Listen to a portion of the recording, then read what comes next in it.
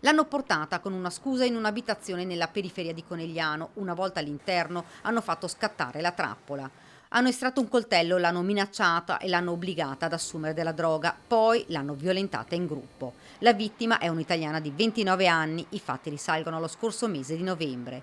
Le indagini serrate degli uomini della squadra mobile e dei poliziotti del commissariato di Conegliano hanno portato all'arresto dei due stranieri. Si tratta di un trentenne e un trentottenne di origini senegalesi già aggravati da precedenti penali. L'esecuzione di queste ordinanze è un risultato particolarmente importante per la Polizia di Stato in provincia, perché ha permesso di individuare e bloccare due persone in ipotesi accusatoria ritenute responsabili di un reato particolarmente grave e particolarmente odioso commesso nei confronti di una giovane donna che ha avuto il coraggio di segnalare quanto accaduto. La giovane donna e i suoi aguzzini si conoscevano, una serata che si è trasformata in un incubo quando la vittima ha varcato la soglia della casa, un appartamento in cui i due si appoggiavano, hanno cambiato faccia.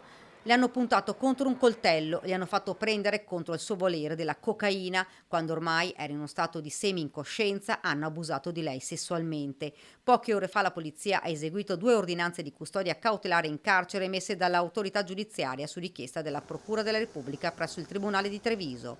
L'accusa è grave: violenza sessuale di gruppo aggravata dall'uso di armi e dal traffico di stupefacente. I due sono stati portati nel carcere di Treviso.